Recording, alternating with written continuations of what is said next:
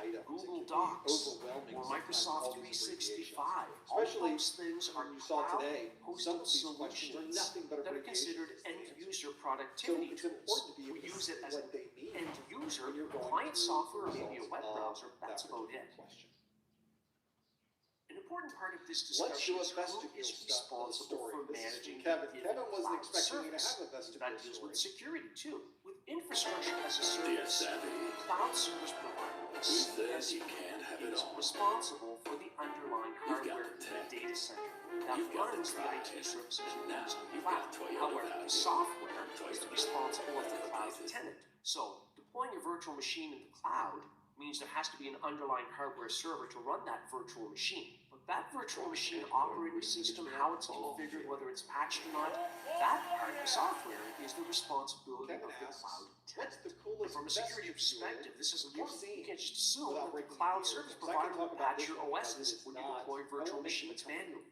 You would be responsible for that. So one of the answers patching we is had very for the important questions today was an for security and also hardening of the OS. With for platform as those a of you service, familiar with or those, access PaaS, control, the hardware and the underlying software, Let's such get as having a virtual picture of machines with one. database software Get, already installed, Google shows that's the me an responsibility access of the control CSP. vestibule. But the This is use not one and you the would see in a configuration of data that center, software, such as but database and the it's data that accurate results enough. from it, all of There's that a set is the of doors on the responsibility outside, of the cloud there's a middle tenant. part, The software as a and there's a service, set or of doors on the SaaS. inside. Of course, the Now, in hardware most data is the centers, responsibility of the there CSP. is Making sort sure of a that the locked-in software area. is When you walk installed in, and available it is locks also the door the behind you, responsibility of the and only CSP. then can you However, open the door in the front of use you. and Very the often in a configuration data of the center, you software have to and the be resultant able to data badge is, in. for the most You have to part, be the able to show some responsibility of the credentials CSP. for that door to We open. say Otherwise, you can walk primarily right out the the door responsibility and go the other because direction. You can't having get in. security options There's a lot of different available flavors, a lot of and different having that kinds software of installed access is control the cloud service vestibules. provider's Let me see if I responsibility. can find one. I have a story about access Now, there are control other cloud vestibules, service as models many of us besides do. the three that we I have want to find discussed you here. the In general, we ones can that refer I to have cloud used service before. models This is as a very common anything one as that a you'll find service, in a or data center. You walk in, XaaS. there's This actually a simply pressure means pad that we here. It have knows that it's some in the kind of door. IT service It in a closes cloud behind environment, you. so it's hosted You're closed on in. someone else's Or when you equipment in a walk in, data center it does not somewhere close that until we you access this case, over looks a like you have network. to provide a That's fingerprint or anything a as a handprint. service, and there are And you many probably have to provide categories an of access service card. offerings You may available even by have to type various in a cloud PIN. service providers. And then Examples the would door include closes and the disaster other side recovery opens. as a service, So only or then can you go through. DRaaS, Obviously, things you have like to make sure that backup you and don't have very much replication, with you. security Not much as a fit service, into or there. But you can see, you can't get in. SCAS, And only for one cloud person at a services time that focus can really do that. specifically on And it security, weighs like you. intrusion Something detection 500 pounds shows solutions. up in here. Communication as a service, or Because there's two people CaaS, which can standing integrate in the middle of communication this. methods, So it's a very good example. including And telephony it knows how with much you IT weigh. services. So when you put So in it's your important to be credentials, like, aware of whoa, these cloud you service gained models 150 and pounds? their I don't think so. implications on who Pretty is smart the way they responsible operate. for Well, I was their in a data security. center, a very large, very modern data center in another country. I was in the EU somewhere. And it was a beautiful data center, just gorgeous. It was a financial data center. Cloud computing And I was with security. the folks First in thing that to consider organization. with We will this put is the in cloud service a provider's series of compliance network monitoring with certain devices security to create standards some like reports that would provide us PCI-DSS with for response sensitive time cardholder and information measurements. in adherence to So we're talking laws about and regulations related to things such as data or privacy. This type of stuff is To be able to do clearly this, made we need to go available into on the data cloud center, service provider and I websites. couldn't touch anything, That's but I one could aspect stand of behind cloud and go, yep, plug that computing in, security. yep, you But do this, remember, yep, now just it's happening. because the Now cloud we're service good. provider is compliant with certain laws or standards doesn't mean that we as cloud tenants don't have to do it. So there is that whole shared responsibility concept between the cloud service provider and the cloud tenant. For example, if we deploy infrastructure as a service virtual machines ourselves in the cloud, well, the cloud service provider is responsible for the underlying infrastructure that makes that happen, but we are responsible for the secure configuration of that OS. All right, everybody, welcome back. Welcome back. Whether or not it's reachable directly from the internet. One thing we want to do is start out day 2 for CYC Plus. CSO 003 is the exact number. Today we'll be talking about some other duties that you'll have as a cybersecurity analyst. Being able to read strings, code, reports, how to decipher reports that you get from your SIEM and or your SOAR dashboard. So we'll be back into domain 1, 2, and 3. So 1.4, some of the objectives that we're going to be looking at: compare and contrast threat intelligence and threat hunting concepts. Woo! In domain 2, given a scenario, going to look at improvement of vulnerability scanning methods and or concepts. Domain 2.4, given a scenario, recommend controls to mitigate attacks and software vulnerabilities. And then 3.1, looking at concepts related to attack methodology frameworks. Now, as we move into the next slide, we got a lot of stuff listed here. Tons. So we're looking at the threat intelligence and threat hunting. Either you can look at it as threat actors.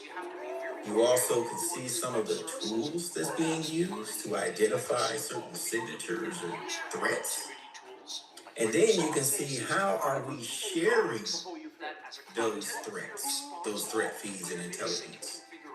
So the first part, we're looking at threat actors over here. Threat actors can do a couple of things. They can have what they call advanced persistent threats, right? Now, advanced persistent threats, what we call APTs, that is, that's like if Martin wants to infiltrate a certain department, right?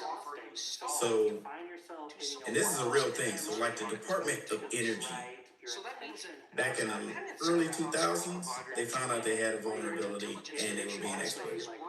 They thought they shored up the exploit, and come to find out, all the hackers did, once they knew they were being identified, they created themselves an additional backdoor before they got locked out. So when they thought they got locked out, they really weren't. They created themselves a second backdoor, got back into the system, and did something else. And then it just kept going and kept going. It took them a long time to try to actually get them out of the system. I don't think they ever did. Because the Department of Energy got hit again. Right? So just when you think they're in one area, they can move to a totally different area. You might not have any clue that this has happened. So in this case, you can see that these people are advanced. They are persistent. Like a bad relationship. Like, I want to be with you. No, I won't be with you. We're done. Come on. No, we're done. Right? Whoever that may be. That's the only way I can see to relate. Right? So, also, activists. They're really bad. Organized crime, nation state, script kidding, insider threat.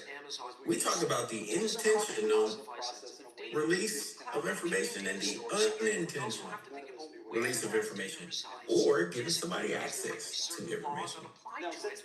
As we move over to the center, we don't need to look at all of these, but you'll see this on the exam. It's the TTPs. If you're down with TTPs, yeah, you know me. Not about it. Okay. We're going to talk about confidence levels. How confident are you in remediating it or identifying the exposure? What would you classify it as? In order to make this determination, you have to look at three things: timeliness, relevancy, and accuracy. Let's look at this. This is a question on the exam which talks about the confidence levels and also the timeliness, relevancy, and accuracy. It means if I get some intel about fixing my computer system and I'm in the banking industry, okay, I have to look at these three things on how to quickly respond to a possible vulnerability so I won't get exploited. So the first one, how quick did I get this information? Is this information 45 hours old, 2 days old, or is it 9 months old? A lot can change in 9 months. Would y'all agree? Then we have to look at, okay, what's the relevancy? It says we have to protect our servers, right? And we had a hack. It's related to the Asgard worm hack. I made that up. The Asgard worm hack. We know it's targeting server networks in the automotive industry. And you need to do what you need to do, a quick system check to ensure all these ports are closed. And you have antivirus signatures are updated. Keyword there, what industry? I'm in the banking industry. The Asgard worm was in the automotive industry. Should I be concerned? I mean, that concerned? Nah. Yeah. Not really. come in. We can wait on that. And then what's the accuracy of the information? Jump server to do that. You know, a lot of people spread disinformation As the cybersecurity to create panic. So you have to actually confirm this. The only way to confirm this is to reach out to them. This is what it has listed here, right down here. Look at your open source information, social media, blogs, forums, bulletins, cybersecurity, the deep web. So now you got to look at paid feeds and kind of verify what you receive, because believe it or not, sometimes hackers will spread disinformation in order for you to do something over here so they can attack you over here. So you got to make sure you're not spreading yourself too thin. Cloud providers often have solutions to mitigate distraction. With the tactics, techniques, and procedures for TTPs. Yeah, you know me.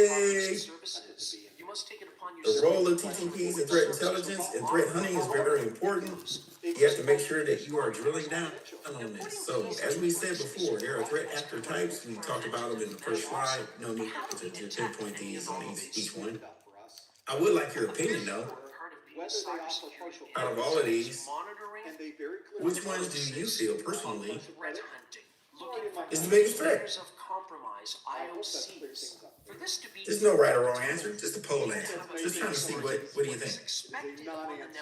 What is expected type of performance and activity on a given host? You got nation state, organized crime, hacktivists, insider threat, script kiddie, supply chain. Which one do you think is for you is the biggest one? Martin says the insider. Okay. Brian, what you think? Elaine? Something like security, information, and event management. What's up there? Brian says organized crime. Is having an automated incident remediation solution. Elaine says the insider too. What you think, Leah? Automated response or SOAR playbook. A lot of centralized threat hunter tools will combine the benefits of a SIEM and a SOAR solution. Insider. Me, I think the hacktivists. You know why? Because I think personally they're not driven on money. That's dangerous. These people are driven on morals. Like, nah, don't worry about it. Here, I give you 5 GPs. No, this is on the house. Like, what? That's like the equalizer. You know what I'm saying? You try to pay him, they're like, didn't ask for no money. I'm gonna take it. Right? He just go to work. Right? So yeah, to me, it's kind of dangerous. Right. Now with the threat actors, one thing we need to remember: there's no visual representation of a threat actor. Like there's no. You would think they're with hoodies and stuff. When I did loss prevention, I remember this. There was this one lady that would come into the store. Everybody knew her. She was a regular customer for like 5 years. She stopped and talked to everybody until one day, I was coming with my little Starbucks coffee, walking in the store playing cards. And I looked. And I looked at the corner of my eye. She was at the jewelry counter. Put it in her bag. I was like, did I just see that? Like, I don't even look for stuff. Like, it finds me. And I'm like, I know I didn't see what I just saw.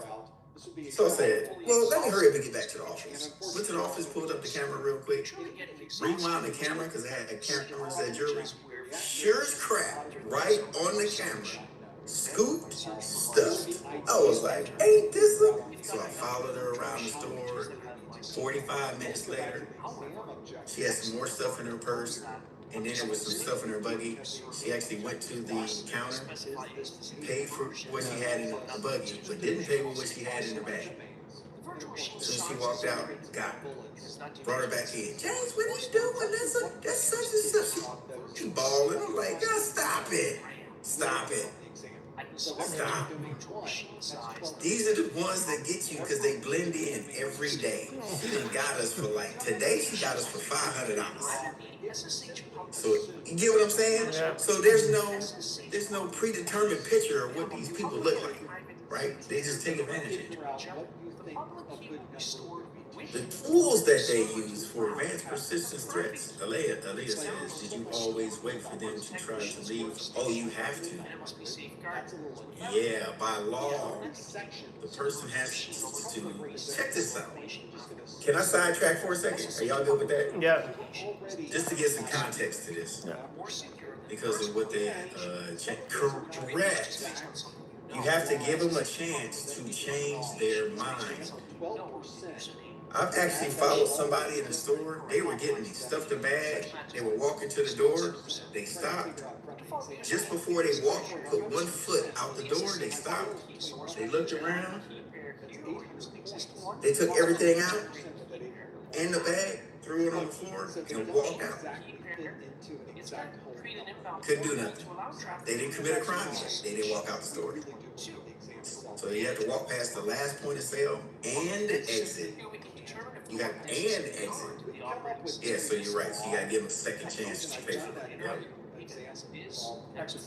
All right. Plus, it looks good at the judge saying you waited all the way till they got. Yeah. You can't say non-repudiation. You can't say, oh, it's gonna change my. Oh, so you're gonna change your mind while you're sitting in the car driving along. Okay. All right. Yeah, doesn't make sense.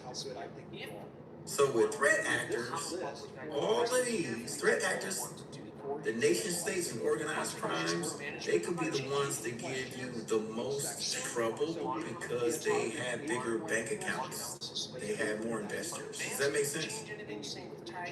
Tools, command and control, botnets, rootkits. Rootkits can actually get into your computer when it's getting into your boot sector, your files, your kernel, all of that. Brian says, go past the point of sale. You are correct.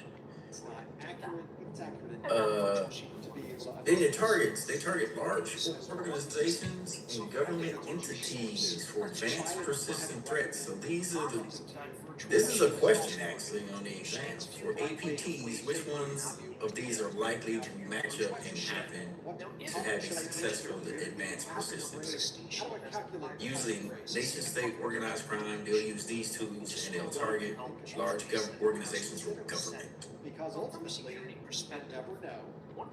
When they're using tactics, techniques, and procedures, remember this is going to mirror the MITRE ATT&CK framework. All right. What is the difference between rootkits and racks? Okay, so a remote access terminal is something that can be quickly installed on any computer. It takes like 5 seconds.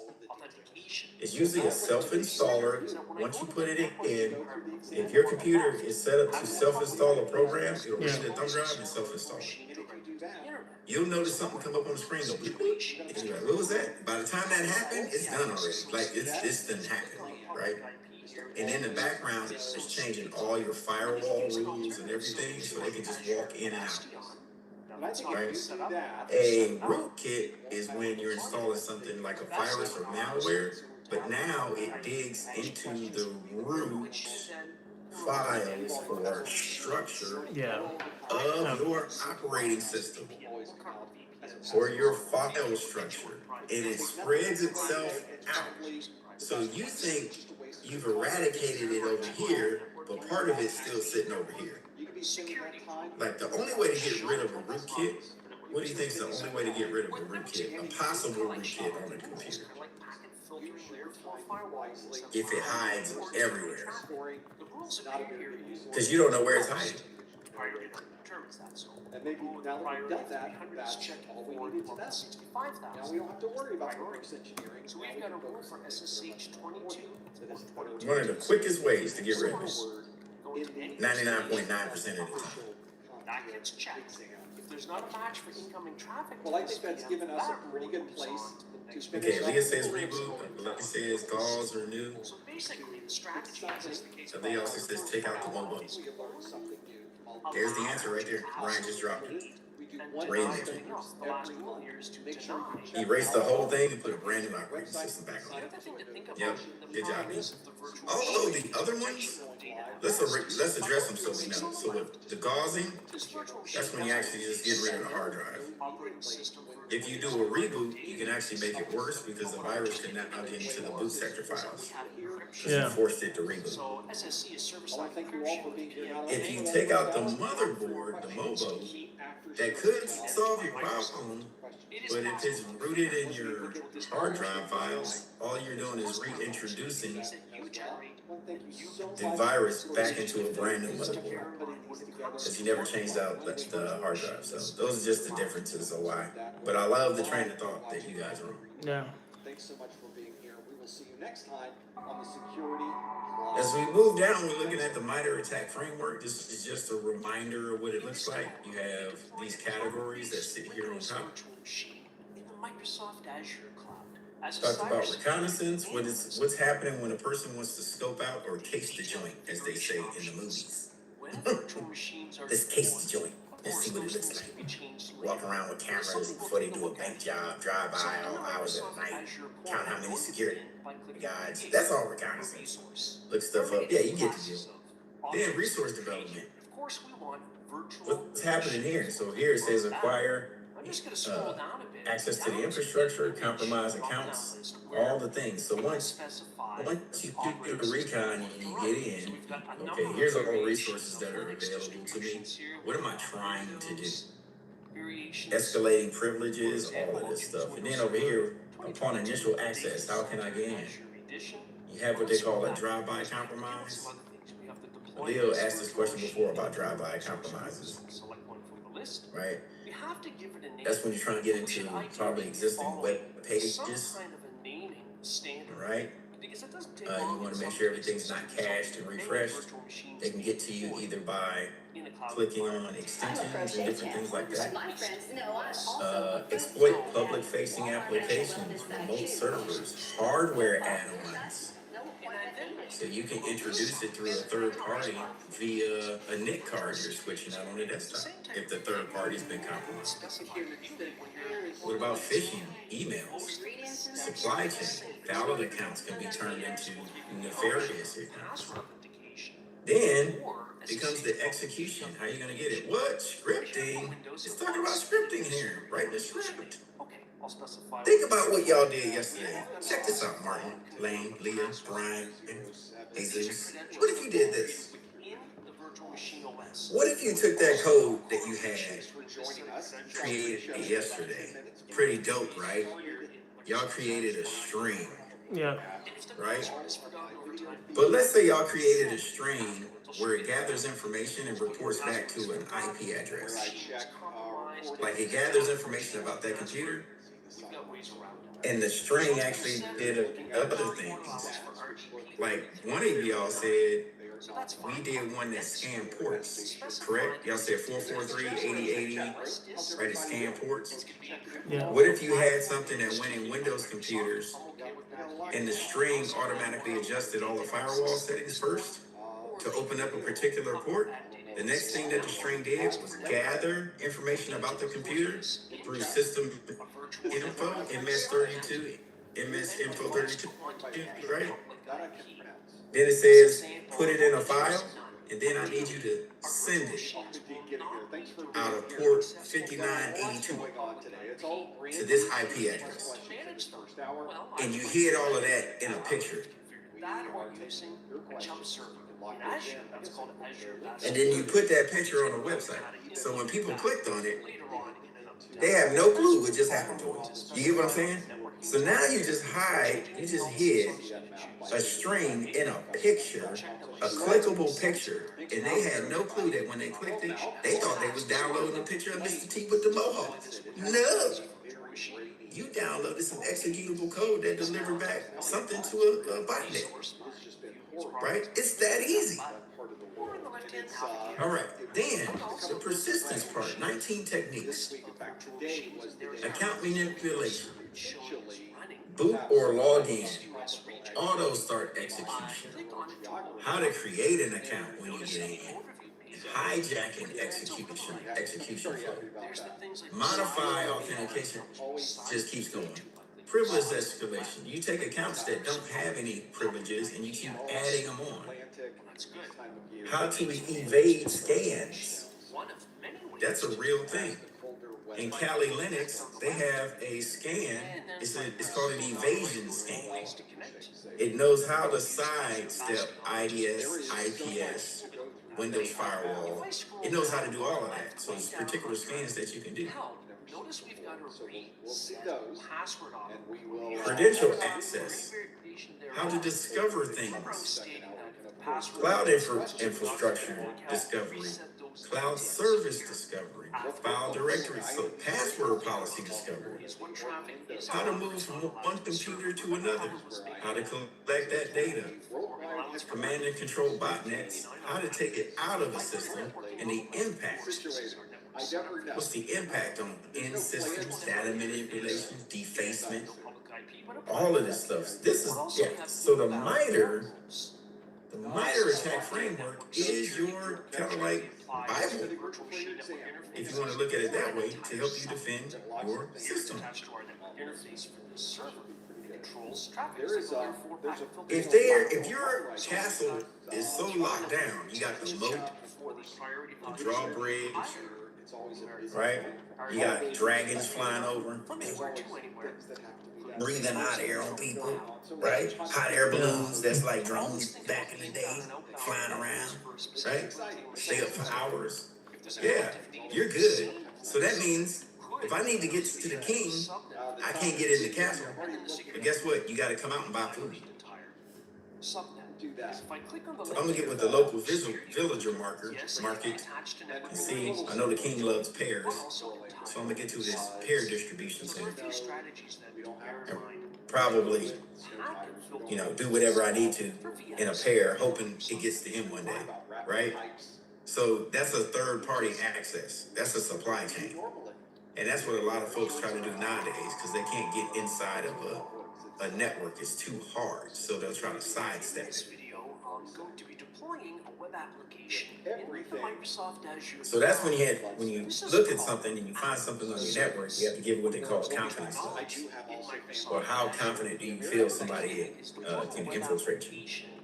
So with confidential levels, it's the explanation of confidence levels in threat intelligence. It emphasizes the timeliness, relevancy, and accuracy, and how confident these levels are used in making a decision. Okay? So if I find out that there's a new threat, I got to give it a confidence level. Is it low, moderate, or high? Meaning, just got some new intel. I'm a banking industry. Find out there's a new word that's been released. Working with a command and control. It's gathering information and sending it back to a C2. Based on the timeliness, relevancy, and accuracy, it seems to be that this is a real life living artifact that is in the systems now, and we don't know where it's going. That's why I was asking about hashes yesterday. Oh, about the hash tables? About hacking the hash tables? Or the Unified Threat Management System? I think that was it. It was in the MITRE. Where it can store hash tables for you. So, and then what's the confidence level? I could be like, I am highly confident that we are susceptible to this worm just based off the intel that we have. So now I have to go brief everybody, just say, be on the lookout for this or that, start looking at my systems, start doing vulnerability scans, update the signatures, all this different stuff, to see if we can get ahead of it.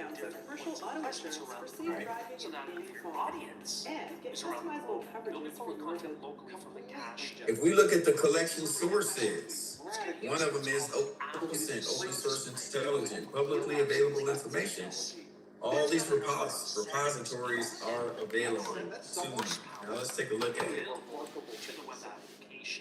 If I go to next deployment, I can link this to a GitHub account, which is very interesting if you want to have version. If we go look at OSINT, enterprise your website, and especially if you've got a number of developers working on it. Y'all may have forgotten about this. I'll click next. For networking, this is the framework. This is what I used to use as a private investigator trying to or get information out of the courts. Because everything's public record. This is pretty much all public information. All right, this is your mind map. I'll tell you where the problem is. And what it does, it expands out From here, once you click on it, it opens up different parts of everywhere else. So from here, I can find usernames. If I'm looking on social media, I can do username search engines, name checks, all of this different stuff, name directory, and see what pops up on social media or find people by phone number. That's always the challenge. This is what the bad guys use and girls use. If I'm looking for specific sites, I might can find you there. Email addresses. I can find what platforms your email address is attached to. That's crazy. So if I did an email search, let's see.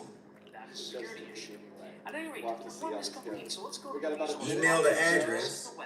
Now some of this stuff has a paywall. The default domain link, it opens up a new web page here, and it's using an HTTPS connection. Let me see if I can go back to a free one. However, it's using, as we know, the Azure Websites.net DNS domain name, and we said if you really want to change that, you certainly can. You go to custom domains and configure that accordingly. I think this was a free one. User search. Choose a category. Social networks. Let's do email search. Binding with a custom DNS domain name.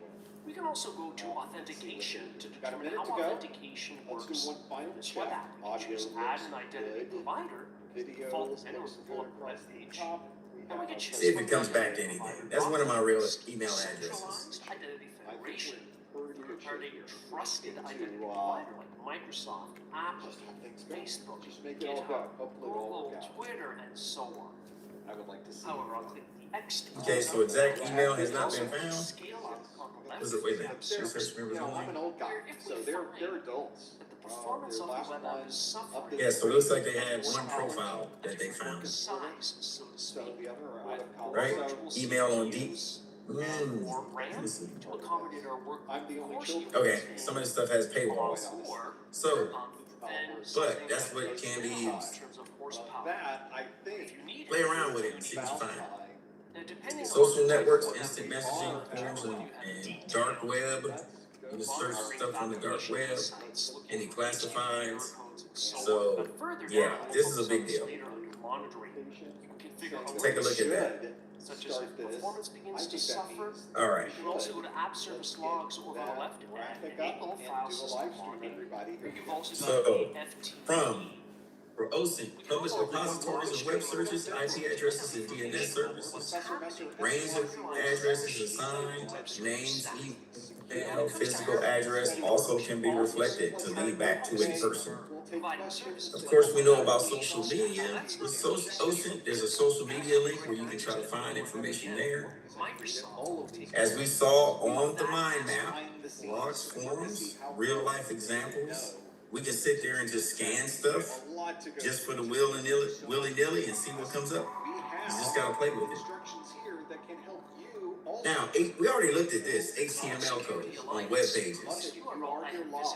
And then if you right click on the web page and click view source, remember that? Then you might see something there.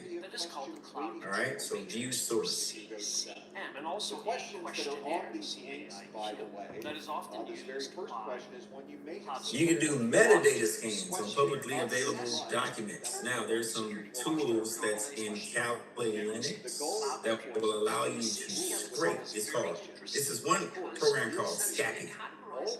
Well, it will scrape the internet for certain things that you're looking for and bring that back to you and kind of put it in a report. Right? So that's dope. With intelligence gathering and focus on these threats, you can look at government bulletins, search, dark web, it tells you all of that there. But the cool thing is you can have, just like you have open source, you can have closed source. For these sources, this is on the exam. Closed source. They're right here. Pay fees. You have that directly coming from companies that you signed up for, and you're paying a subscription fee. Information sharing organizations that you can be a part of, or internal. All of y'all are sharing it. These information sharing organizations could be You can be a member of it, like CompTIA, or you can be a member of Cisco Professionals. You get what I'm saying? So like you can have some big organization that you're paying dues to, and have conferences. Believe it or not, hackers, they will go to these conferences of what they're trying to hack, because they're trying to see what to do about it. Oh yeah, they stay educated. They stay educated. They will travel and go around the conferences all freaking day, and then hand off that information to somebody else that they need. So, yeah, it's a real thing.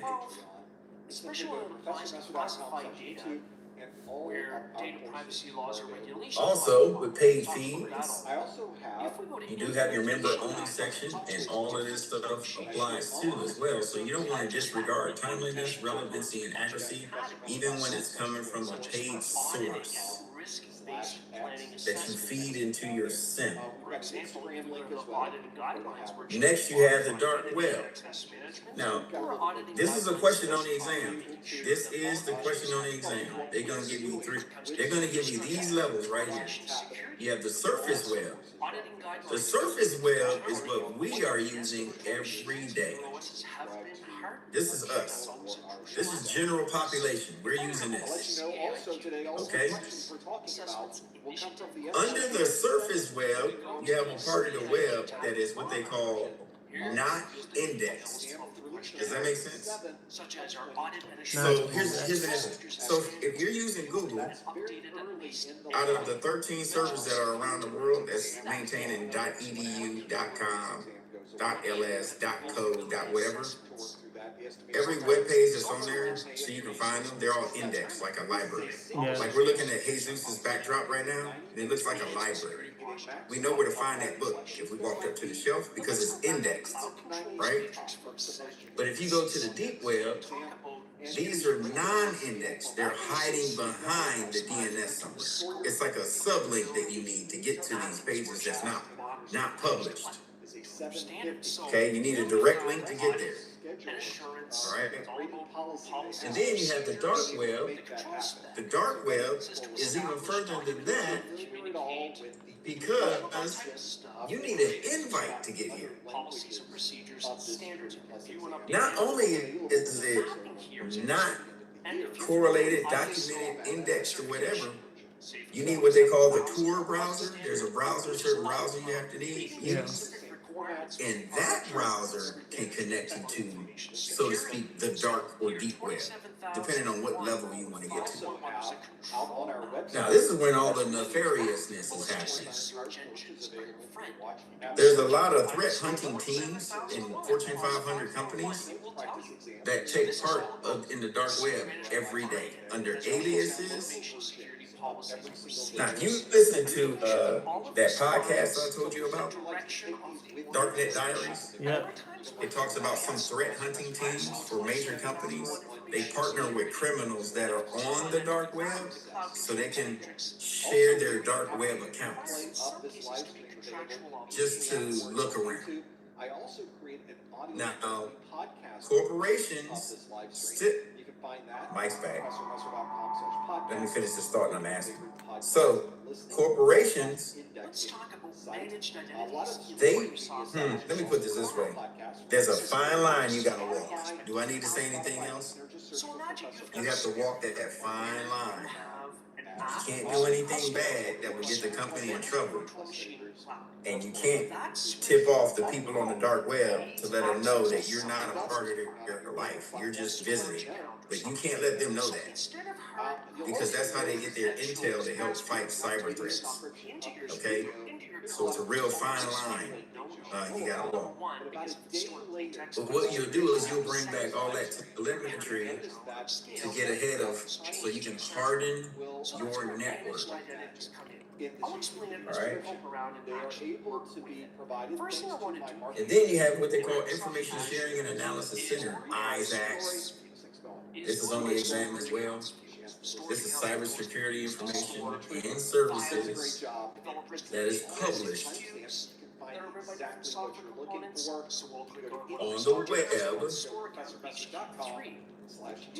web. And what I like about the ISACs is it's by industry.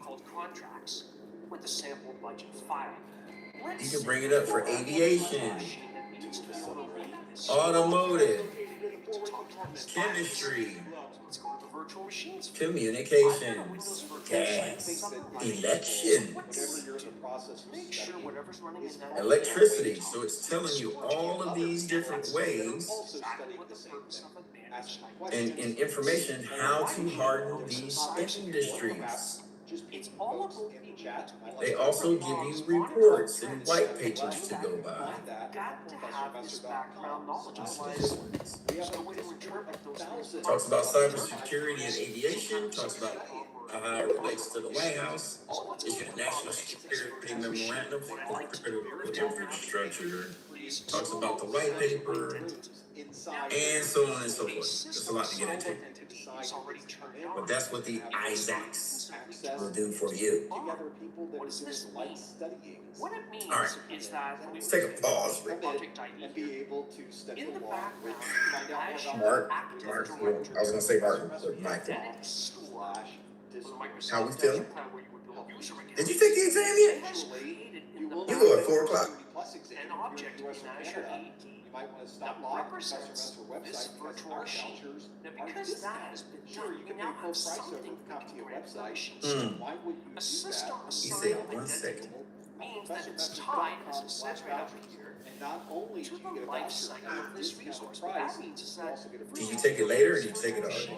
I saw you bounce out, but I didn't know if you were like gone. Managed identity from Azure AD. You don't like that. You want to have the managed identity separate and isolated from the life cycle of things like virtual machines. Then you can create a user-assigned managed identity. For the 1202? Also managed identity.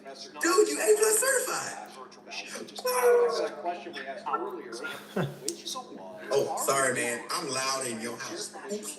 Let's see in action. Let's go back to our storage. I'll keep it down. Back into the storage account question with that VM. Everybody, let's throw up some cheers for Big Mike. A+ certified, my man. Way to go on a Friday. Way to end the week. Listen, Mike's been working real hard. Everybody's working real hard. I'm glad he got it. He said, I got a headache. Went through every question twice. That's the first one. They're going to drop that like dominoes after that. But congratulations to you, sir. Appreciate you. All right. And everybody else, keep trying. All right, so what we have here with the ISACs, I think is there one question? There's definitely one question talking about ISACs on the exam. So you gotta know, because they'll divide it up talking about if you want industry baselines or something like that. So you can go to ISACs. Just keep that in mind. You also want to share your threat intelligence. Okay? Michael says, I found out being here with my enemy, I think twice as much as anyone else. Hey, but you did. Hey, you did it though. Right. So, what you want to do is share this. And remember I said, like, you can have, like, when I was loss prevention, because you know why? You know I relate back to loss prevention. It's still kind of like cybersecurity, but here's the thing about loss prevention. With cyber, sometimes you're not on the level to know what goes on just to be in the technical field. That's more of your SIPR, your security, right? That's a whole nother level of burglary. So you really don't really see the quick impact of what's happening. They see the real life scenario because at the top of the pyramid, they're right here. Everybody else that's maintaining the network and fixing the network and all that, they're down here. Right? All they do is shoot you a report and say, hey, Elaine, this is what you need to fix. Can you get on that real quick? They don't tell you why. Right? In loss prevention, I saw the immediate impact of a threat coming in. They saw my vulnerability, they exploited it, and they're walking out the door with it. But my immediate impact is I'm going out after. And if we were in a strip mall with a lot of other stores that had similar merchandise, we could quickly talk. Like I could go down the street to Target and be like, yo, we just got hit, man. For what? what? They're looking for Dysons. Yeah, they hot right now. I just called the detective over at the police department. He told us to let us know these are people we need to look out for. Like it's an immediate like remediation or putting some things in place. I can see it, right? In cyber, you really can't see it. It's all behind the scenes. Yeah. You just gotta hope for the best that you did everything that you can to deter folks. So hopefully that's giving you something to think about from an All right, access so perspective. If you're not familiar with If they can access somehow permissions, make sure you go in and have a look. that's what's going on there. So they don't necessarily then need to Threat compromise intelligence and threat Let's hunting now do some So they don't in the necessarily sharing compromise piece. the org. Is this going to help you with incident response? But instead, they When want you to find out what's going on, compromise share it to data, your so community. points in the data. Vulnerability management, it helps you at that point because you'll see. I always say this with Russell Wilson, not to pick on him because I think he's a good quarterback. But when he left Seattle, he was exposed. So the cached locations of the data. He's a option quarterback. He's got wheels on him and all this, but the offense was built on him. Now, I sports people, because I know Martin's a big sports person. So correct me if I'm wrong. Now, this is I'm not Stephen A. Smith, but I just think he was a little exposed. He was used to being in one type of system. Like in college was the same. Mark's like, I concur. Okay, thanks, bro. Ooh, I got an extra on that. He's like, yep, okay, when I'm here and I'm like this so far. All right?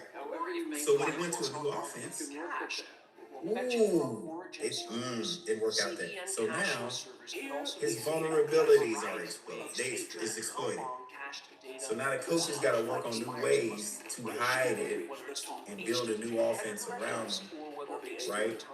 Red team, blue team, and get him back to where he needs to be, so he can be successful, right? So, and then with threat hunting, indicators of compromise. When we talk about indicators of compromise, we're looking at a point where certain crazy things start happening on the network. If I asked y'all right now, what would be some indicators to you or things that just stand out? Because you know a lot. Y'all know a lot. Drop in the chat. What could be some clues that, wait a minute, something just ain't right no more? Like, okay. So what would you think about? That's like, I'm noticing this happen not once but twice. And now it's happening now. There you go. A lot of failed logins. So what they've done, right? Glitch. Like this worked perfect yesterday. Why is it today? Yep. Not just me. Everybody's saying, "Yep, it's a slow system." What's going on? What else? What else can y'all think about? In the screenshot, we're looking at the properties of that web app. It's called Web App 172.yht. In the left-hand navigator, networking has been selected. And sometimes you don't even have to overthink it. It's like right in front of you when you're working on something. You just notice it. Like, what? Animal, right? So that it will cache some or all of the content on unknown IPs. Control that through filter. Yes, that can happen. For each description. Unknown devices just start popping up.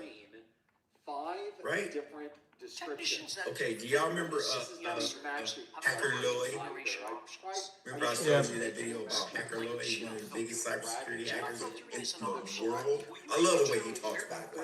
He talks so cunning. My name is Hacker Lloyd, and if you keep going, you need not know who I am. Like he's just like, ooh, I'm intrigued already.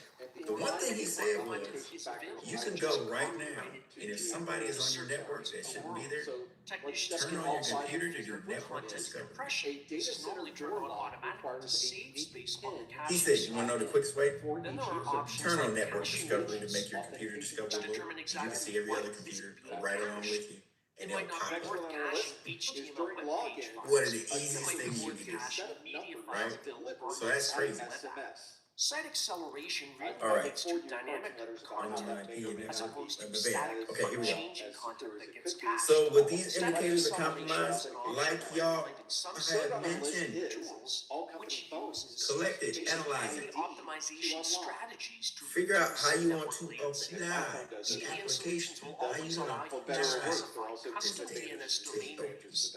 Remember that when focus on areas of configuration and miscommunication. configuration. Retrieving that same Be content aware of from the isolated original networks. source. Now, And so isolated to network, determine what yes, another is thing. DNS High domain CPU and RAM, yes. Of course, in an enterprise type of configuration, Isolated we want to make networks sure will it be a looks network like we want to all concentrate on DNS first. Authentication Why? keywords that I would like you to Like determine isolated, like you isolated it on See if you purpose. happen to know what those are. If you think What you is know on the that answer, network please no answer that is in so the chat. valuable Instead, you want to that use you the had to clues on your isolate? screen. Go to professormessard.com Right? /QA. We're talking servers, storage area network attached storage, NAS, right? Yeah. Quickly, a data center door All of this stuff. So you got to think that's a high value target. login. A user receives a set of numbers. IP addresses randomly change from this to this. Only so many computers. I can't even. I'm always getting a response. No ICMP responses from that land. Yeah, there's something on it. Have some active defenses, and that honeypot comes into effect too, when you want to put it in the DMZ, aka the screened subnet. The screened subnet. However, here what I'm going to do in my left-hand navigator in the portal is I'll click App That's all in threat intelligence. We have a running web application that Now let's get down to some nitty gritty I'm going to click to open up before we go on break. 3 minutes. So we've got a default domain So for incident response, this is what we're looking at. Azure websites dot Cyber incident response. You have your preparation again. We talked about this the other day. With the preparation, you now engage on your detection and analyzing your system. Once you find something you want to contain, start your eradication and recovery. You don't stop there. You don't go just straight to post incident. You do it again. You detect and analyze again. You go for a second round of containment and eradication and recovery to make sure it is gone. If it's still there, go around again. Do it as many times. That's why that's there. You do it as many times as you need to ensure you are at a point where it is not noticeable in your system anymore. Okay? Now, what if you find something between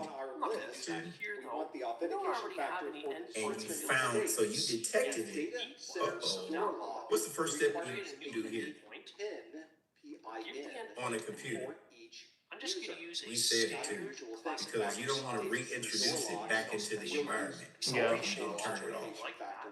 And I'll give the endpoint name as being the same as the web app. You didn't turn it off. But that's what I'm going to do.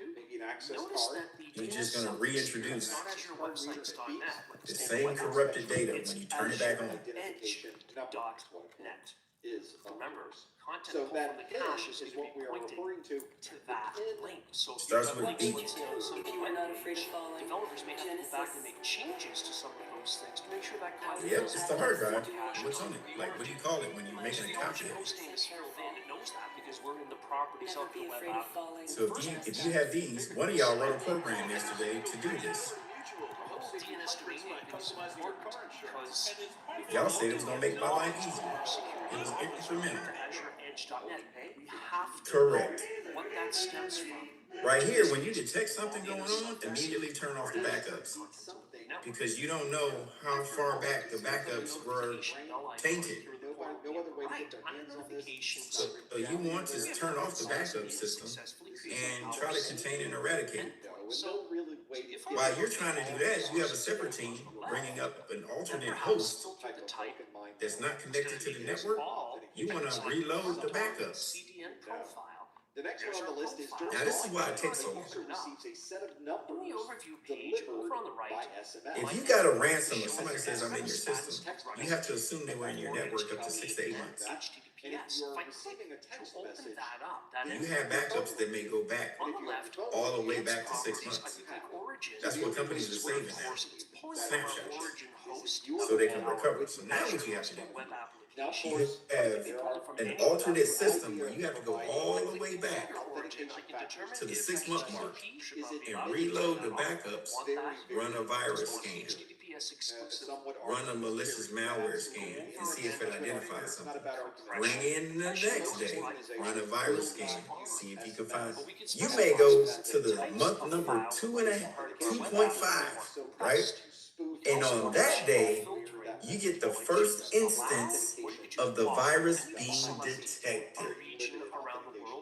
multiple So, regions. Okay. in one particular case, So you got people around the clock doing this, checking backups day by day, by hour by day, loading them and checking them, loading and checking, loading and checking until they hit jackpot to find out, yes sir, it seems as though on June 22nd, seems to be an infiltration, right? Yeah. The Origin host name is shown here too. They got their burglary, Here's right? a sample Microsoft Azure. And then now If I click the they'll say, I get the exact same. okay, check the telemetry we're getting now. Let's compare it to what was there. What does the basics say? Yeah, we know this thing start happening here. Want to use Wireshark traffic. cached content to take full We advantage actually had a of port that open for cache. no reason. You might have to change Okay, firewalls do an account audit. or content filtering. Let's bring down all of his. Here's the baseline of all the accounts back then. Here's the accounts now. Well, why does the janitor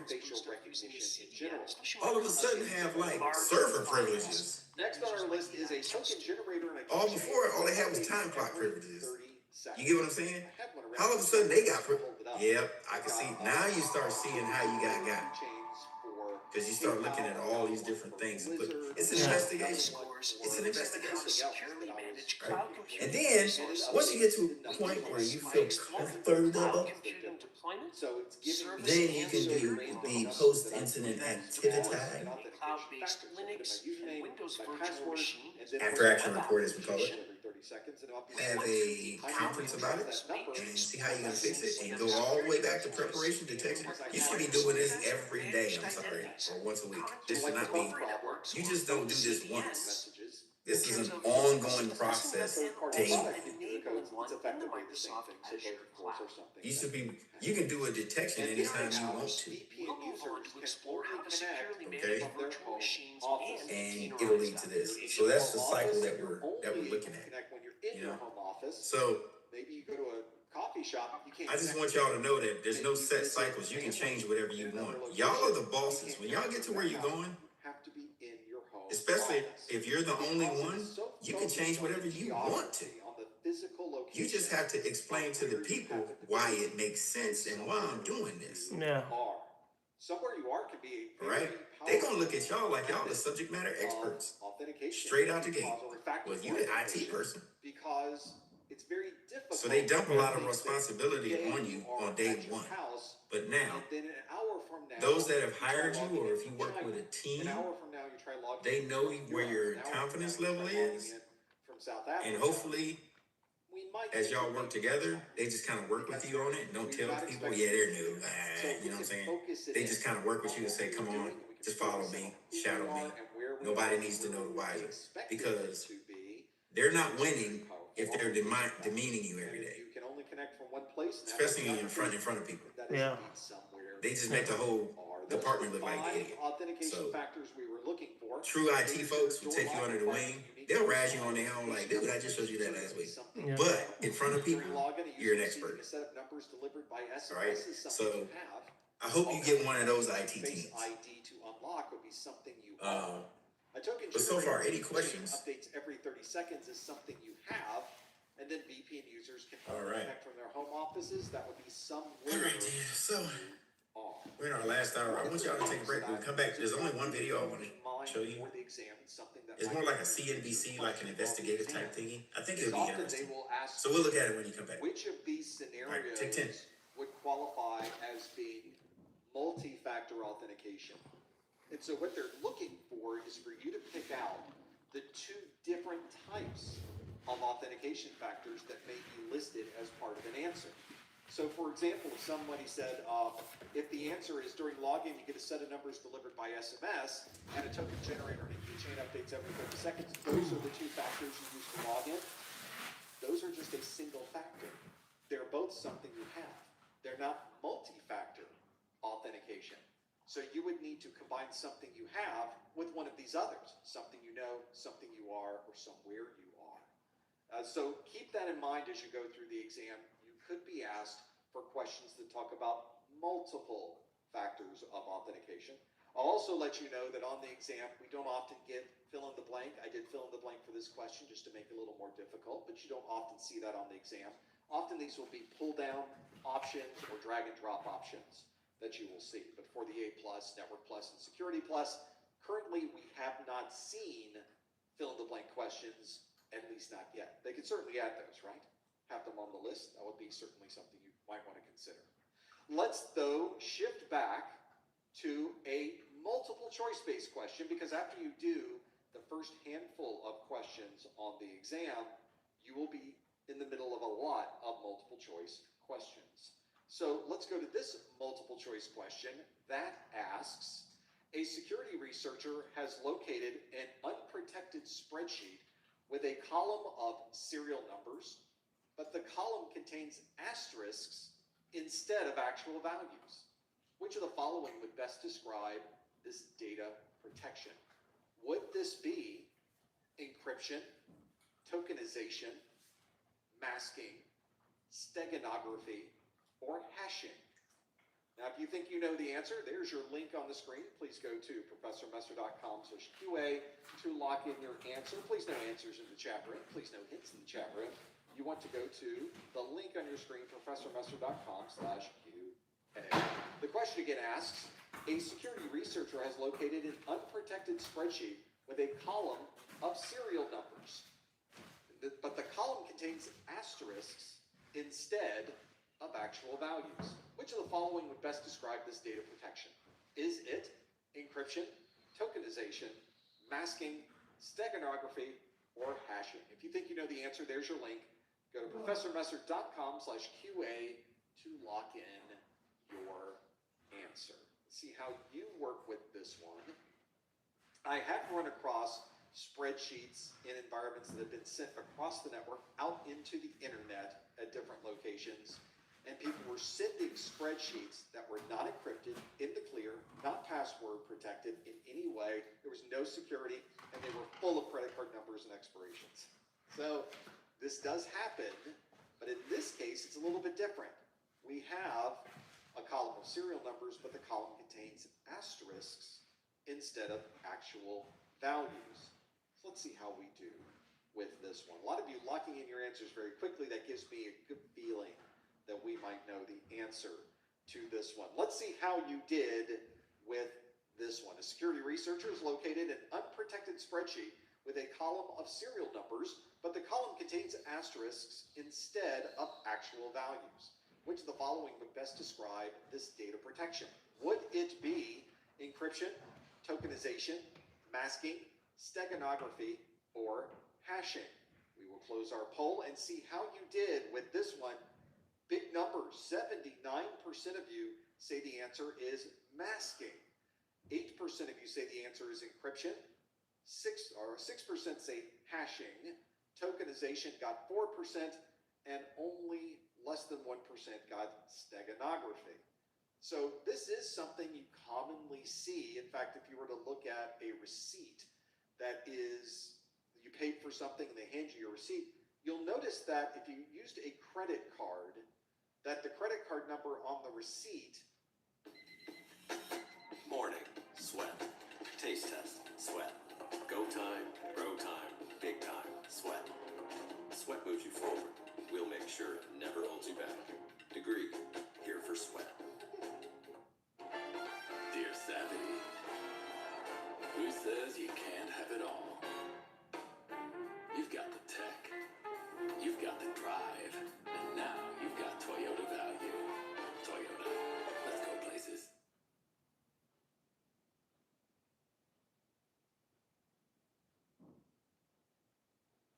Is not listed. The only thing listed is usually the last 4 digits of the credit card, and everything else has an asterisk next to it. That asterisk that is next to it is referred to as a data mask. We are hiding that information from you and effectively anyone else on that particular receipt, that particular screen, or in this case, the column of data that's within this spreadsheet. This protects information that would be sensitive or personal. Personally identifiable information, PII, can be masked with data masking. The data might still be in the database. Behind the scenes, someone may still be able to see that credit card information, but anyone who's accessing it through the front end of this application does not see it. It is masked. And when it is printed out, it is masked. So we don't see that mask unless somebody is intentionally adding that to the application, something that's very commonly done in applications, so that we don't see them. I don't want to see credit card information. A good example of this on my side is if you were to purchase something from the Professor Messer website, I have no access to your credit card numbers. They are intentionally kept from me, and I have no access to them by design.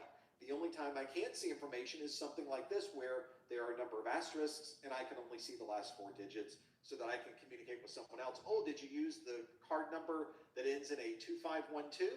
And somebody says, yes, I did. Which allows us to at least know what we're talking about, that we're talking about the same credit card, but we don't know the credit card information on our side. Still remains private. Data masking is the correct number. 79% of you chose that one. That is the right answer. There were a number of answers on here that could provide levels of security, but are not associated with an asterisk in this particular data. For example, encryption might allow you to hide this information and still be able to recover all that information later. But in this particular case, a column of asterisks is not an encrypted value. I can't undo the asterisks to be able to retrieve the data that happened to be in that column.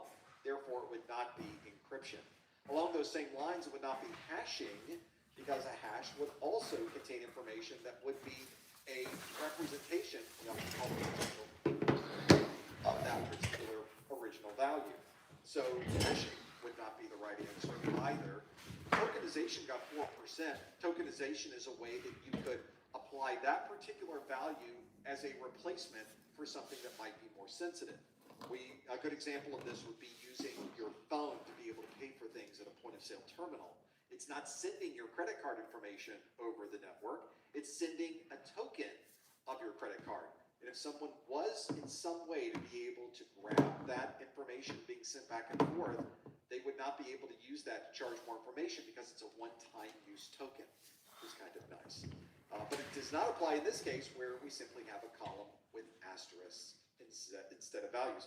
And steganography is a way to hide information effectively in plain sight. That's not exactly a great description of what steganography does for us, but the steganography is something that can be used to hide data within other media types. That can be very useful if you're trying to sneak data from one place to another without somebody knowing that you're doing it. But in this case, everybody knew what we were doing. It was a spreadsheet, it was a column, there was data, but it was asterisks instead of the actual data.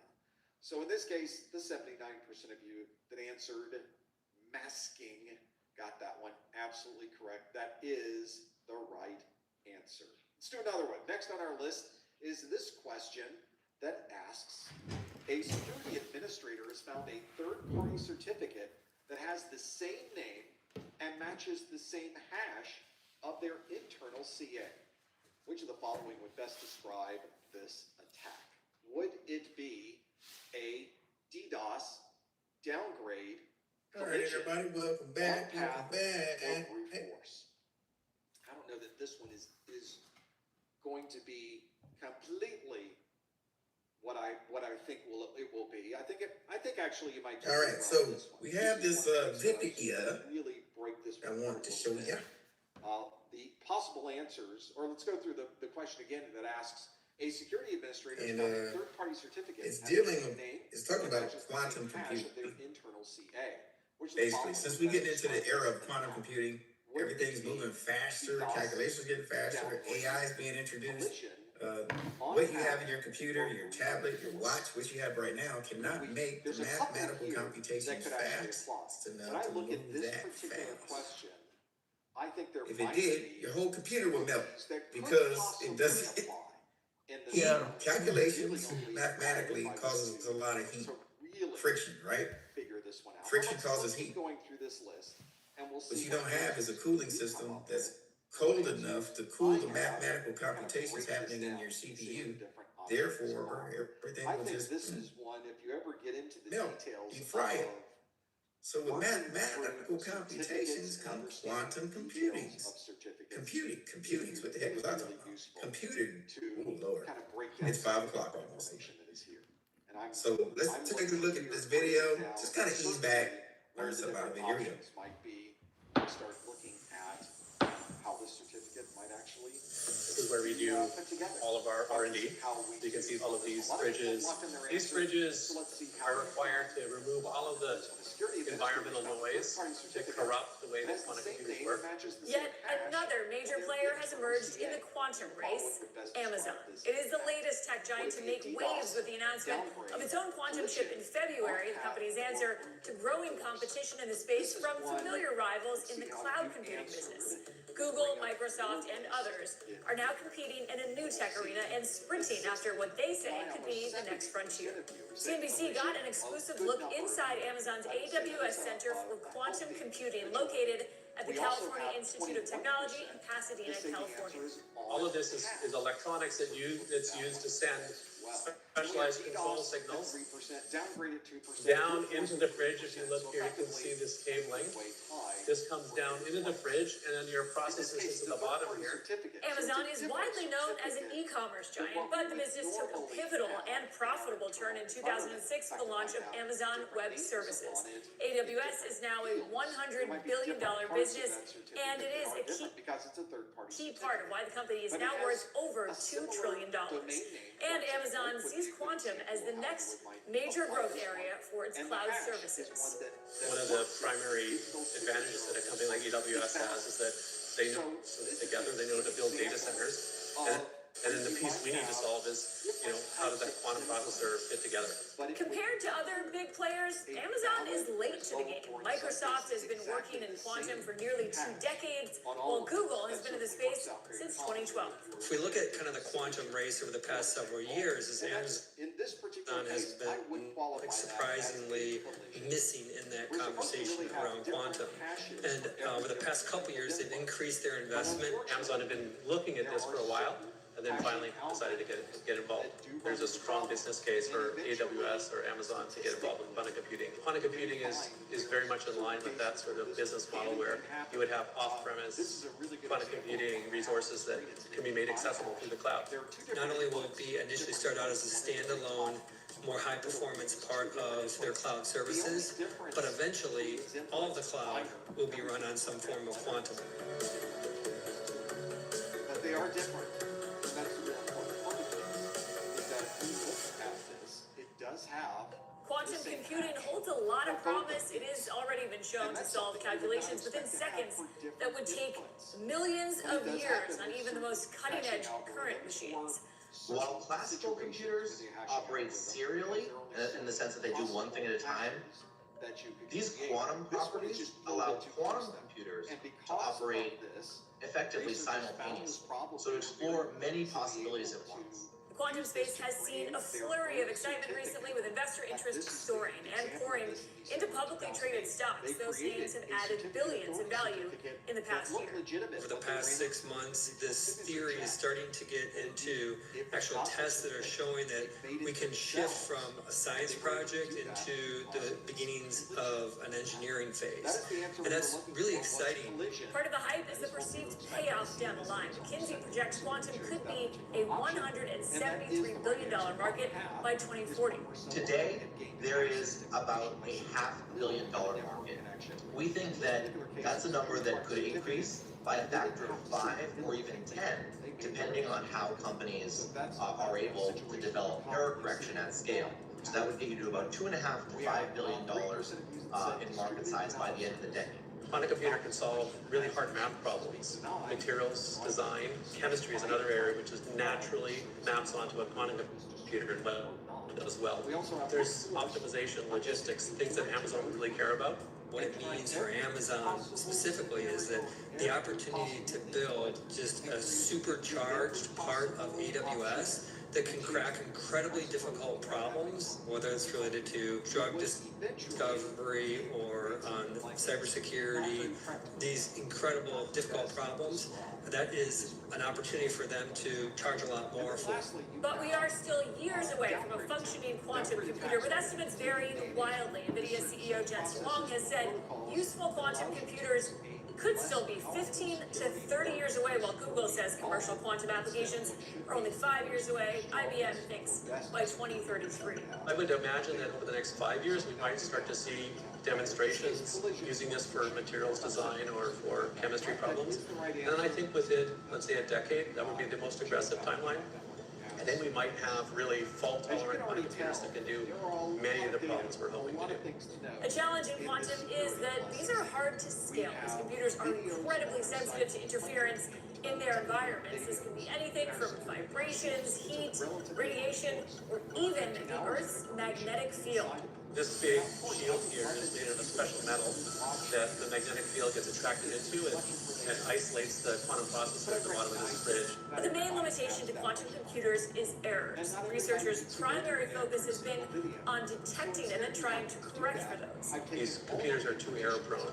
If you can solve the errors within these quantum computers, then you really can make it a practical technology. And we're entering that era now. That's why you're hearing a lot about all of these breakthroughs across the industry. And so that's super exciting. It's a major paradigm shift. But now you've got to make that error correction work even more efficiently. You have to encode the information that it processes in a highly redundant way so that when the errors occur, they don't damage the information that you're trying to protect and process. The error rates are still at a point where they're not commercially viable, but we will see this leapfrogging, and I expect that of those 4 companies that are working towards this, probably 2 or 3 of the 4 will ultimately have an error rate within the next, call it 5 years, that is more palatable for commercial applications. Amazon's first foray into quantum was through the Amazon Bracket service, which gave developers access to quantum computers from other companies such as IonQ and Rigetti Computing. But after mostly watching from the sidelines, Amazon decided to start investing in its own technology. In 2019, Amazon officially got into the race and partnered with Caltech to create the AWS Center for Quantum Computing. They decided to locate their Center for Quantum Computing here on the Caltech campus, where we have a thriving community of people who are working on quantum science, and they knew their people would benefit from being part of that culture. 6 years later, that effort is now starting to yield results. The first major advancement, the Ocelot quantum processor. Like competitors Google and Microsoft, the chip is designed and fabricated in-house. Amazon says the chip's scalable architecture reduces error correction by up to 90%. Google's Willow chip, which was unveiled in December, also demonstrated improvements in this area. Ocelot uses cat qubits, named after a theory called Schrodinger's cat thought experiment. This design intrinsically suppresses certain forms of errors, reducing the resources required for quantum error correction. Cat qubits are a novel form of quantum interqubit, and in our implementation, the way that they're macroscopic is that the electrical voltages and currents involved are larger than at their fundamental quantum level. And that macroscopic nature, if you do it right, actually enables you to protect the information from errors in ways that you can't otherwise. So this is our largest chip format, the 176p variant. This has been our workhorse here for the last few years. We're still utilizing the 76p format, but as we increase density, we'll be going to a larger chip format. Behind all of these other electronics is where your quantum processor will sit right down here, and that's the lowest temperature stage, 10 milledegrees above absolute zero. So that's something like, the deepest part of space. Make that colder by another factor of 100, and then you've got the temperature of the quantum processor itself. The heart of these quantum computing systems, it's really this quantum processor, which is, think of it just as an array of physical qubits that you can control and manipulate and get to interact. But the details of how that happens is really what differentiates one hardware platform from another, and really, is where the secret sauce is and where all the intellectual property is. That's the level where the tech companies are competing. That's right. There's many hardware platforms people are developing, but the main competition is around how that processor is designed and architected and implemented. Painter says having the backing of AWS has been a major advantage for its quantum efforts. One of the big advantages we have at AWS is the fact that we do design our own chips for our data centers. And so those very same chips and those very same design techniques can be used for actually implementing the control in the chips that are needed to control the quantum processor. The three ones that really matter in this conversation are Microsoft, Google, and Amazon. And of course, those are the three that all have the cloud services. Amazon, I think that there's probably a little bit of a disadvantage relative to some of the other ones, in part because the company's DNA has not been around these really technically hard problems. The AWS has technical problems, but as a company, the DNA has not been around really cracking very difficult problems.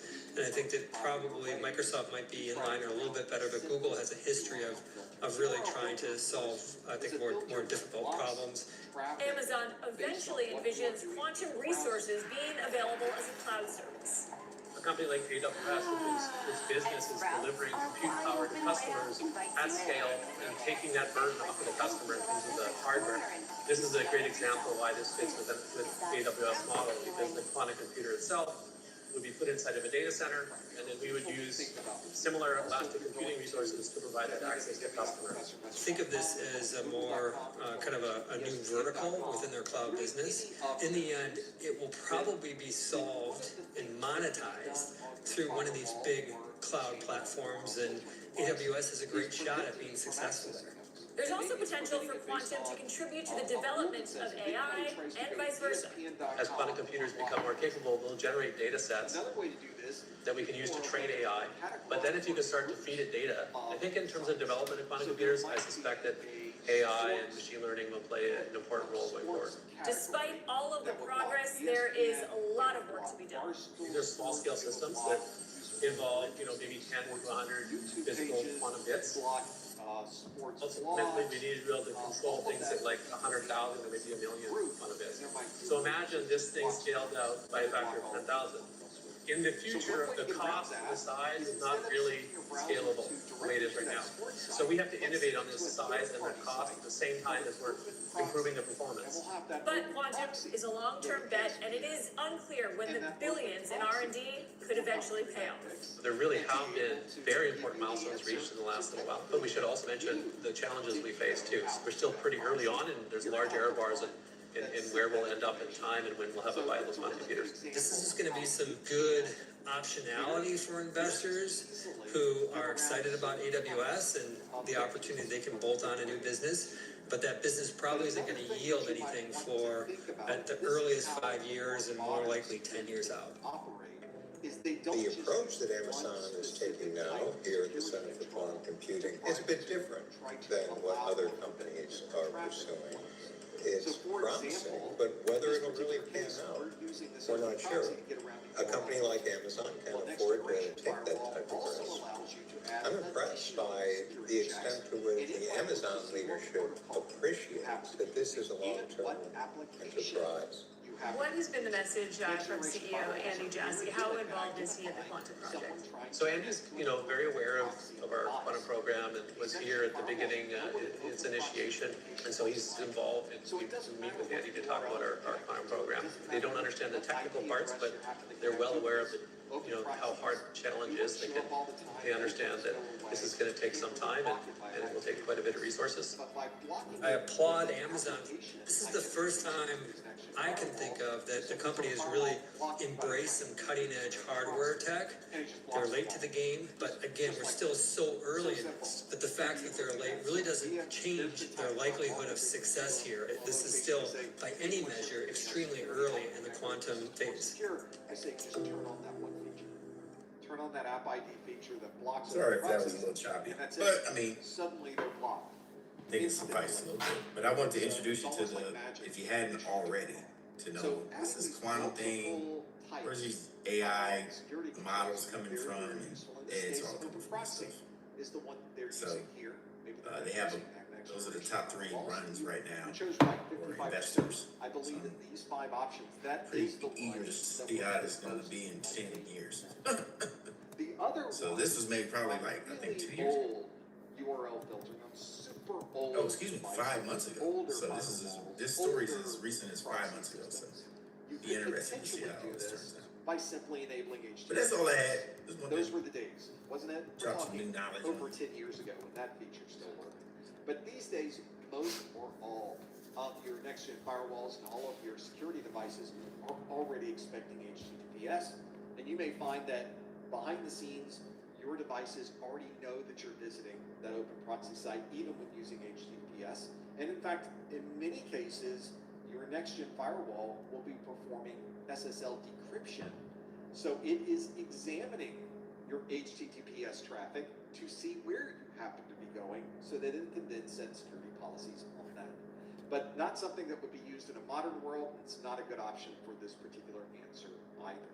We also have a jump server. Jump servers are often used to gain access to a device that is on the inside of a network. For example, if you are a managed service provider, you would connect to a jump server, which then would allow you to SSH into a company's internal servers. That jump server would be obviously very, very secure. You would need multiple factors of authentication. It would be very hardened so that only people who are authorized are able to access that jump server.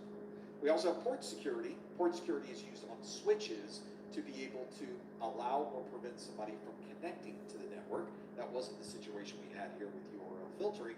And then 802.1x is an authentication method, network access control. We often associate with 802.1x so that you have to first provide a username, password, or other authentication factors before you are able to connect to Okay, Mike, what you want to tackle next? That would not be the scenario. Want a Sec Plus voucher?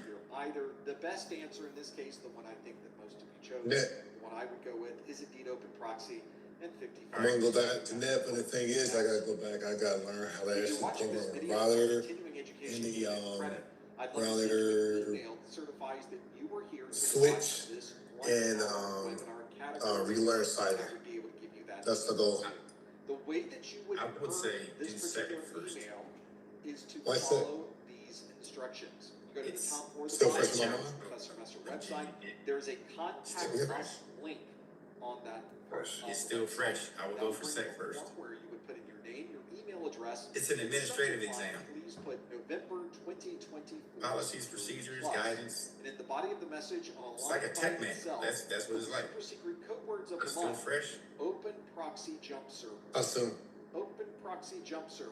The super Tell secret me, I'll give you the voucher. You can see what you schedule. Again, the way that you would earn that CEU, get an email from me. You would go to the top or the bottom of the Professor website, click the Contact Us link. In that Contact Us link, put your name, put your email address.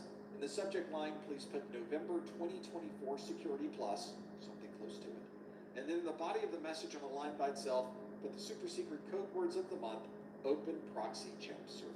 And then it will take me about a week to turn these around. I will send you an email that has been digitally signed by me that certifies that you were here for a 1-hour webinar category CEU. It is exactly what we would choose. Let's do another question. We do have some time, so we should be able to get through a couple more. Let's see if we can get through this next question. And it asks, here we go. This is another attack type question. It says an attacker has attempted to use the well-known Log4j vulnerability against a company's public web server, but the attack was blocked before it accessed the server. Before I could use my mind to move a submarine. Toxic gas located in the forward compartment. Commencing emergency blow. Before I knew. Which of the following logs would show this blocked data? Would it be web server, IPS, load balancer, Just send it to you in your chat, Mike. or DNS? Got a few options there to be able to work through. An attacker has attempted to use Roger. a well-known Log4j vulnerability against a company's public web server, but the attack was blocked before it accessed the server. Which of the following logs would show? Should I tell the class about what I told you earlier? Would it be web server? Yeah, IPS, I would say that would be something they need to know about. device endpoints, Just so they know. access. Yeah, I'd say tell them. One where you can lock in your answer by going to. Alright, y'all familiar with Reddit? Some people are kind of, message boards, you can find out stuff, see stuff, check out stuff and whatnot online. Well, I was on there, and government's always listening and Big Brother and whatnot. When you say something, think something, you type something, you go on Reddit, you usually see your traffic, stuff like that shows up. So sure enough, I saw the Reddit community for the service. So I started looking into it. And, just people talking about, like, they pass, they fail, what they're doing and whatnot. And some people struggle. So, I put it on mine. I was like, I didn't do the best in my last exam. And, going what I'm going through. Some people, gave me encouragement, do this, try this, and and such. So I told James, dude hit me up. Dude hit me up. I'm sure I'll put in the chat for y'all. Give me 1 second. What's that?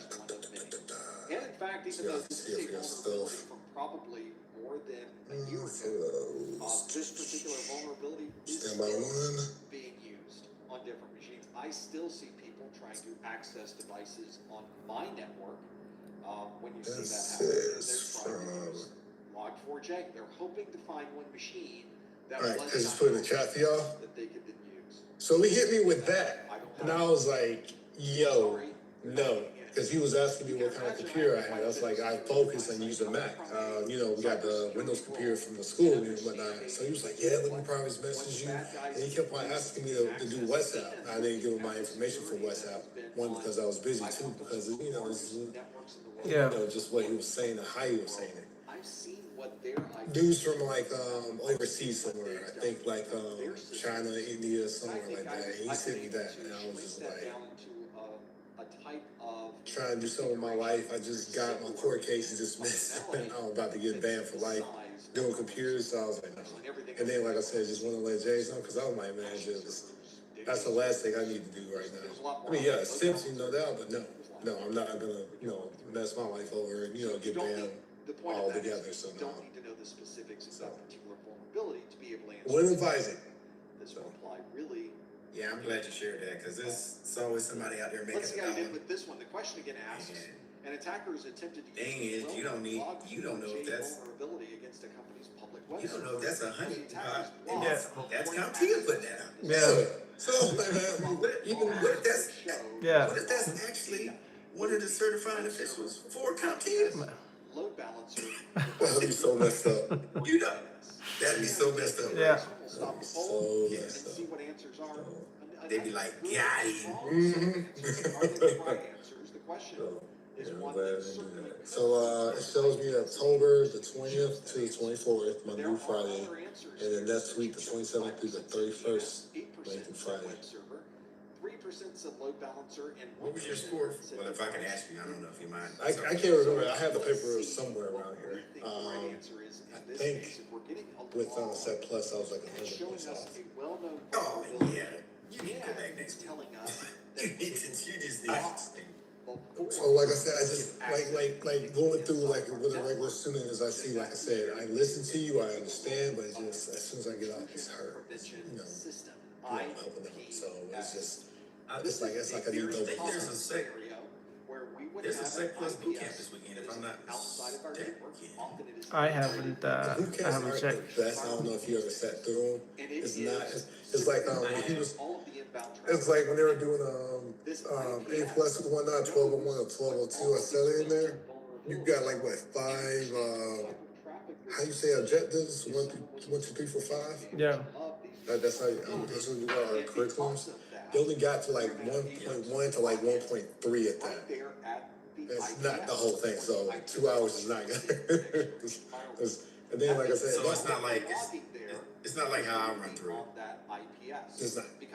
It's not. Well, let's do this.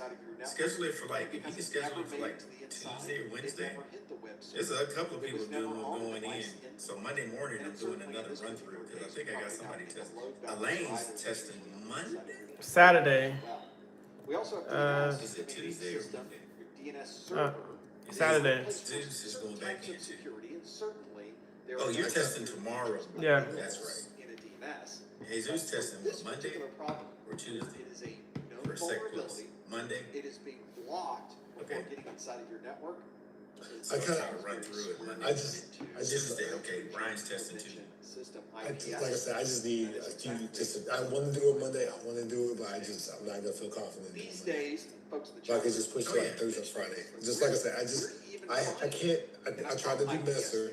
The notes kind of help, but it's actually like as you talk about it, as you explain it, that's the best way I learn. Because I was going through it because I was doing 12 and 2 again, And I was thinking, like, I stayed up, I watched, listened to Messer, read the notes and whatnot. And I'm like, that shit did help. It did help with the questions. It's like, I basically gotta talk to someone about this, and someone has to challenge me on it. If not, then like I said, just reading this, I can say I read it and be like, I'm confident, and then still go in and fail. So, well, let's do Wednesday. Firewall, and these days, you find it in can't do Thursday. Okay, let's do Thursday. Back in the day, there were original. Let's do Thursday. We'll do some run-ups because we got a couple of people going back here too. So. And alert on problems like this. Elaine, I'm sorry, Elaine, you'll miss out for tomorrow. Has limited function. You're going in there to cold. You've been studying, so I feel good about you. Yeah, I feel good about you. Their next generation firewall. But are there any questions that you have for the exam since we're here for Sec Plus? No. Elaine, because he's testing in the morning. No, just need I want to go through it all like you just talked about. That's how best learn. If you do that, if I can just do that again, then I can learn. Because I can read this stuff all day. Because I remember I was going through it. None of the stuff they asked me about pathing. Nothing they asked me about IP config. Yeah. Nothing, I mean, because I studied all those little commands. Nothing they asked me about that. They asked me like somebody's stuff wasn't working out of office, but in the office it works. While stuff like that. It's, okay. None of those questions, none of the stuff and then I'm like, okay, if I can go back through the practice exams as well, that would help too. But none of that stuff like, the just listen, because I'm like, listening better. That doesn't help. I need to be challenged on it. Hey, do you understand? I just said this to you, but do you understand? Do you understand? Then read back to me. Okay, then you just read back to me, but what does it mean to you? That's one of the things I used to challenge my students on. Because I'm like, okay, you understand that this terminal right here is going to shoot to this thing up in the sky. And what happens is, when you turn it on, you don't see it, but it actually hits. But the thing is, if you don't do it right, then you're going to block out AT&T, HBO, Cinemax, whoever, Coke, and they're going to be pissed off when they find out it's you.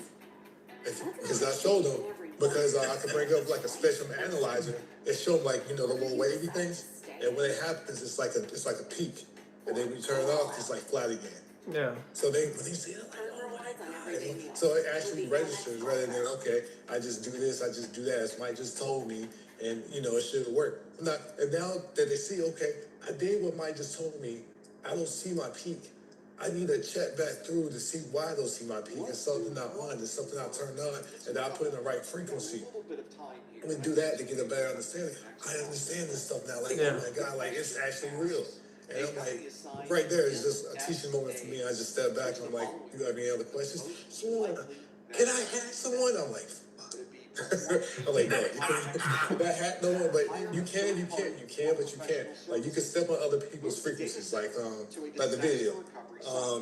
Or like if this went to a satellite feed, if someone knew the frequency that you operate on, they could blast it. And what would happen is all of us won't be able to get on Zoom and such, and stuff like that. I'm like, so how do we do that? I'm like, man, okay, look, because it's crazy. It's I don't know why. Satellites work on super high frequencies, so you got 4 bands: X, C, KU, and KA. X military, C commercial. That's what you watch Netflix and more. KU, more like military and commercial as well, and then KA is just like special. It's really really sensitive. But I teach only in KU because that's the only thing that I'm contracted for or was contracted for. So just teaching them that, and like I said, it's just like I said, just as I saw, some people just have to. It's like the whole tactile learning. I have to touch it, I have to see it, and then when I watch you mess up, then I understand it rather than you just telling me in the classroom. So that's why I pull them outside. I'm like, yo, make it work. Show me how it works, and then from there, if you can show me how it works, help the other guy because I'm saying the same things to him. I will make sure I keep on, challenging him. But it's something, as you said, James, that I'm saying to him that he doesn't understand that the other guy pissed off. Last little analogy. Everyone's heard of like either Michael Jackson, NSYNC, just bands, group bands, right? Okay, I was talking with Jess because a lot of stuff in A+ went back to it. How can I say this? So imagine This is a satellite terminal. This is a satellite terminal, and both of these are like shooting up. And you know, everyone knows the NCP deals with timing. Yeah. These are shooting up. So the thing is, they're on the same frequency. And the thing is, if they shoot up at the same time, what's going to happen? They're going to overstep on each other. So what happens is, this has its time, this has its time. But the thing is, whose time did we go off on? We don't know. Did we go off the first person or the second person? Whoever got there first. They made something called the MRT. MRT is the master reference timer. So what happens is, it sets the time for both of these. So you put the MRT in on this dish, what happens is, hey, I set the time, I set the tone. As I come in, you're going to come in as well, but we're going to come in milliseconds of each other rather than come in at the same time. It's like a stable signal, full duplex. It goes at the same time so fast. You think it's like, you think you see it, but it's actually like bouncing in, just like that, like within milliseconds. So I'm trying to teach the kids how this piece of equipment works. Once I teach them the whole issues up in the space bit, like, man, how the hell do I learn this? And what does it mean for this? And then when I have to tell them, okay, for the whole group thing, like I have 3 iPhones now, 3 terminals, and you put the MRT on one of them. You put the MRT on one of them, let's say the MRT that you put on him, he's a special one. We don't call him Michael Jackson. Well, Michael Jackson, you have Tito, and you have Janet. So guess what? If Michael Jackson says, hey, we're going to do Beat It, Tito and Janet are still doing Billie Jean. No, I just said Beat It. So they both have to get on Beat It. So he goes to Beat It, they do Beat It. That's what happens in the MRT. He just sets the tone. That's all it is. I told the kid that, he was like, oh my God. And then from that, he aced the test. I was like, what? I was like, that worked? Yeah. Because everything else, all the other technical jargon I told him, setting the contract, making sure that your timer is setting the switch, making sure, because I gave him all the instructions on how to like reformat the system, all that stuff. After that, everything just clicked that he was reformatting. I was like, where did you learn that command? He was like, oh yeah. I was like, so yeah, I just need to just go through it, and like I said, just understand, like, okay, this definition means that, red hat means that, hot site means that. That's what I need to do. That's why, like I said, I feel confident doing it. But I'm booking an appointment right now as we speak for Thursday, and doing it right now. So that's all it is for me. If I could just do that, James, then yeah, I'll be fine. I got you. We'll do it. We'll run through Nice. it. And just tell me the time you pick on Thursday. Congratulations. Very often you'll see. Also, congratulations in order for Kevin. He just got back past the Net Plus exam. So the MSA is negotiated initially. So let's give him up with his hourly kudos, his rockets. over the next year is going to be $50 an hour, $100 Dude, rockets. $200 an hour, whatever it I happens. know. Aaliyah had to show me where it was. I was like, hey, just go into reaction and you'll see it. You'll see it like right at the Sign top. that. Yeah. Everybody signed up, $100. I even got bad It's right there. I got bad The news. balloon? We want to have something. Yeah. I knew it had to be Aaliyah. She showed me this on day 2, man. Like, Girls got game. like, where'd you find that at? Hey, I don't she got use skills. Yeah, she got skills. I don't get on Also, I just teach on it. That's all. I need to come back to this Janet and Michael thing. Janet Jackson is Michael Jackson's sister? SOW. Janet Jackson? Is that what's going on? You didn't know that? So No, I had no clue. I just knew her from the Super Bowl that one time. Wait. Upgrade to our You didn't know Janet Jackson was Michael's sister? No, I had no clue. You're messing with us, Kevin. I swear. I mean, I know her. Her and JT were at the Super Bowl, and it was a pretty cool show. I mean, at my age, that was the coolest thing I'd ever seen. But yeah, I did not know that she was actually related. Okay, all right, Yeah. And Tito? Tito's the brother too. Tito Jackson, Randy Jackson, Jermaine Jackson. Wait, you mean Randy Jackson? The one with the samurai sword? Not Randy Jackson from the talent thing. No, that's not. No. Okay, It's okay. another Randy. Okay. Yeah. Negotiate the MSA. Yeah, not the one that goes dog. Yeah, I like that Randy. He's not related. No, It would not be not no that public Randy. comments about the contents of a document. Be something along Man, you could have opened a whole new world of complete confusion for me right now. not the MSA. So Oh my unfortunately, goodness. 23%. It's done, James. You should have it in your email. All right, thank you, sir. Agreement instead. Elaine, do you have any questions before you go in tomorrow? The room is yours. Is there any questions? Anything you need to know? Some of your disaster recovery. Not really. Not really. That's useful, but it has nothing to do with a master service agreement. 11% of you said move the data Not really. center to Just need some disaster good recovery parts. site. That means we have a disaster, we need to move everybody. That's a big deal. It really is not associated with a master service agreement. And increasing the throughput of the company's primary internet. Okay, so Elaine says not really. Just need some good rest. All right, well, we're here for you, man. If you got any questions, let us know. I know you do a lot of that. You're more of a self-study type. That's it. He's like, container is closed. I got it. I'm ingesting. I got it. Yeah. But please remember, I am Yeah. here for you. I am here for you. Yeah. If I would sing right now, I'd sing, Elaine, I am here for you. I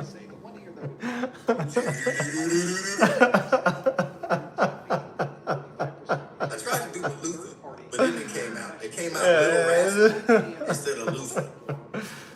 Yeah. Yeah. Appreciate it. Even with Luther, I found out all his songs are never originals. They're all covers. Some of them, there's some originals in there, but it's very minimal, very minimal. Yeah. But he made them songs his own, though, didn't he? The way he sung them, he thought it was, like you said, he thought it was his. Might want to go through the process of Kevin says, also, if anybody is wondering, 6 PBQs on the Net Plus test, all the same as the last one, plus 2 on firewall. specifically. Oh yeah. You gotta know them. You gotta know the show commands. Yep. Yeah. We talked extensively about that. As the actual exam.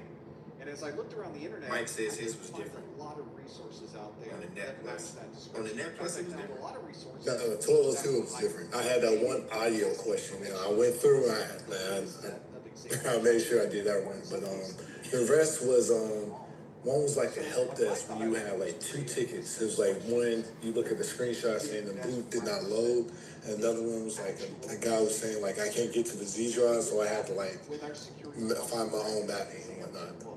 Besides that, everything else is like, it seemed like it changed up a little bit, but it was just, like I said, it was that one question that I had to go back on. It was like, the thing doesn't work at, saying that files doesn't work outside the office, but in the office it works. It's like, you gotta figure out why. I was just like, and when they had enabled Bluetooth as being like the next best thing, I was like, it can't be it, because it just seems like, it was just, to me, a dumb answer. Okay, how can I say this? I dealt with iPhones all my life. I never dealt with Android products. So does Bluetooth really help with the whole transfer files? Is that yes, in Bluetooth, yeah. That's something I would not, like I said, I'm not an Android user, so I figured. Android phones can connect to, even though it's low power, we are like 3.2 or 4 that's right now. But it's so low power, but you can connect a couple of phones together and you can actually transfer files, do file transfer to Bluetooth practice phones. exams book. This is from practice exam A. Or any other files, music, media. It takes a long dang time, but I mean, it does. Yeah. It's a secure way to transfer things and connect. Steganography, hash, symmetric encryption, or digital signature. So very much in the same All right, I got your test style date as an locked actual in, so exam. And one of the things that you'll notice in my Yeah, just like you just said, it's more administrative and not like the Net Plus. As long as I can just run through it like I said, like a lesson, like just speed it through, and it's like after you've done the knowledge check, I feel like I could pass that, because I took it. I was like, man, like no sleep. Yeah, we can set one up. We can do it Monday for anybody that wants to. We jump in, I'll do it Monday. Yeah. 2 hours on the afternoon. Yeah. So just go. And then that covers everybody for the week. And then the additional questions. As an instructor, when we're done with the class, you pick up a new class. Does it look good or bad in this game if the students got certified? If they got what? If they got certified for anything. Well, of course, you know me, I'm totally transparent. As an educator,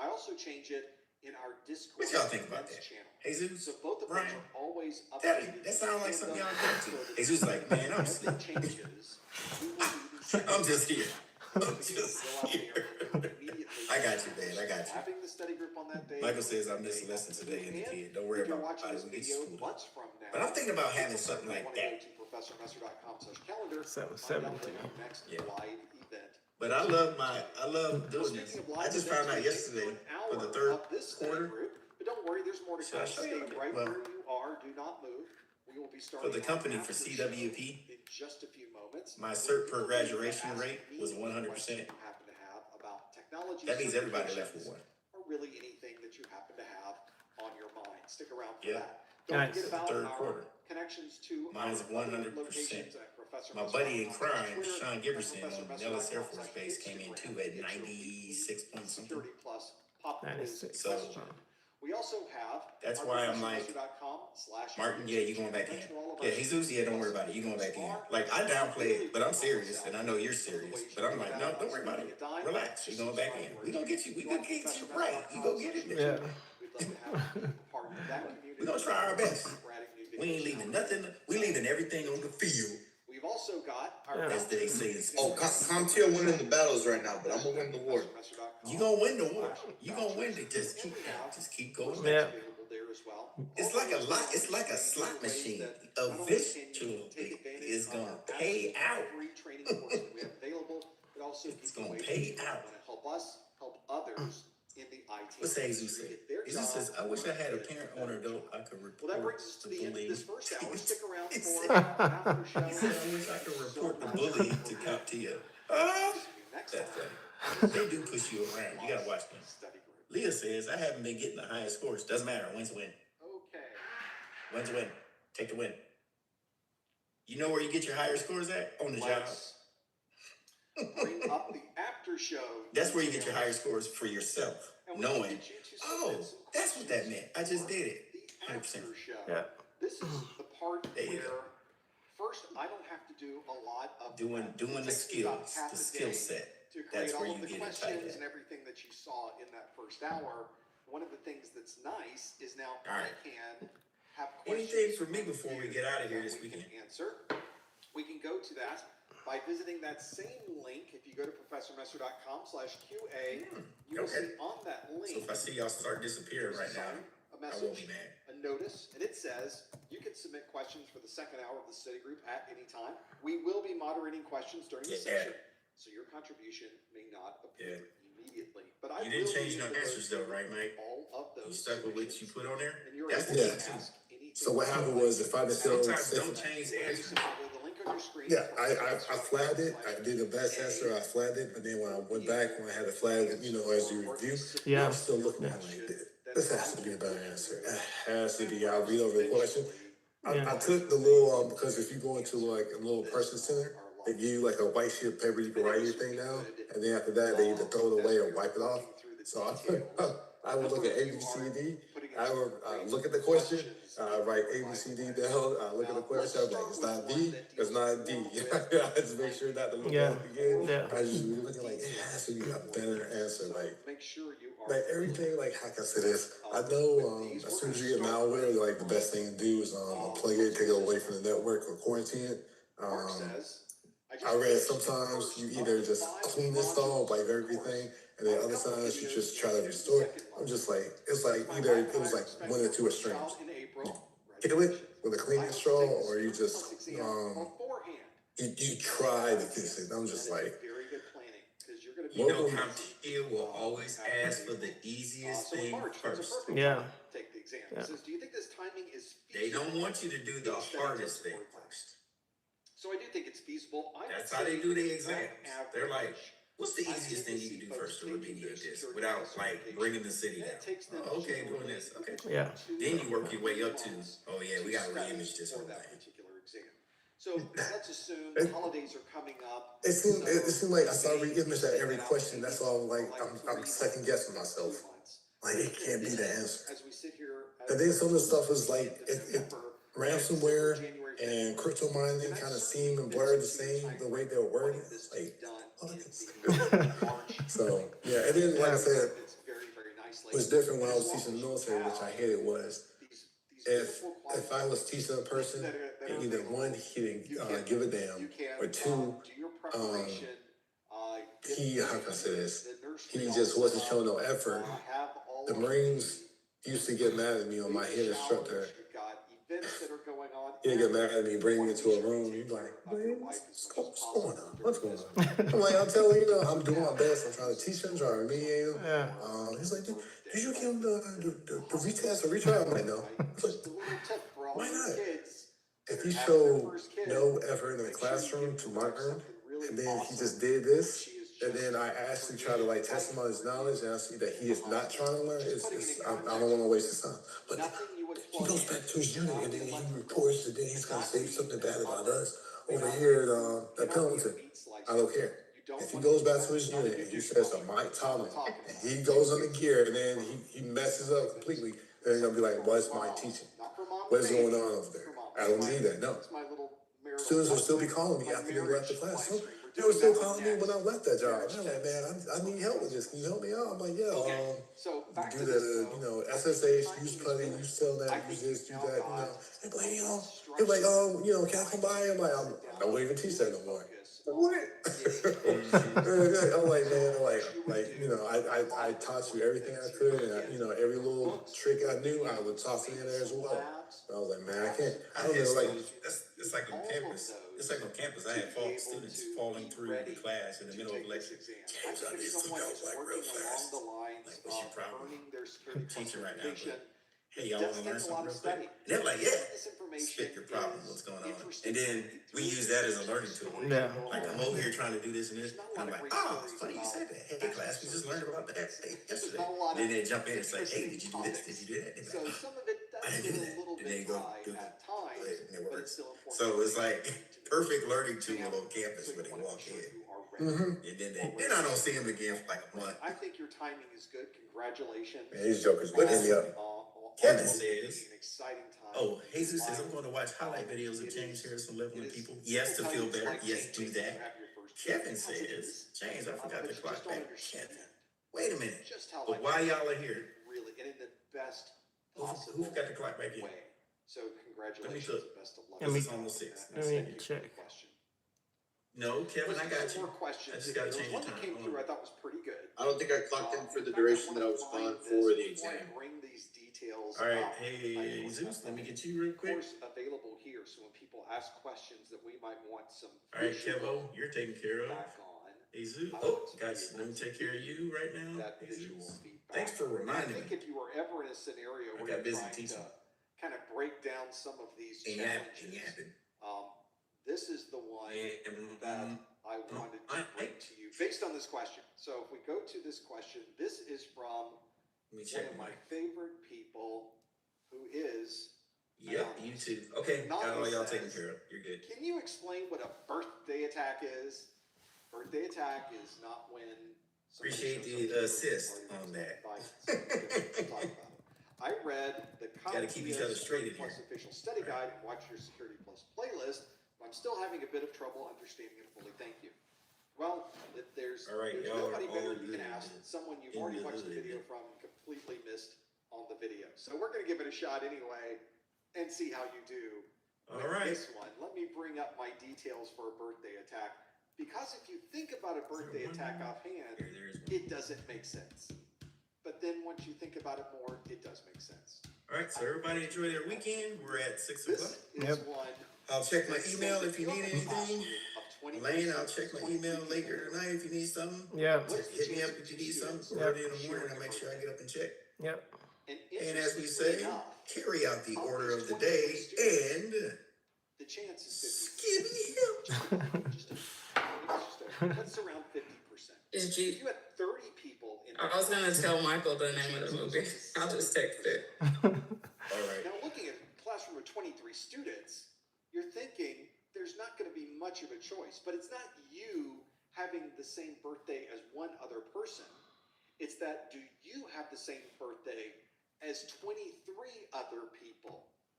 That increases the percentage quite a bit. And if there's 30 people in the class, all 30 have a chance to match with any of the other 30.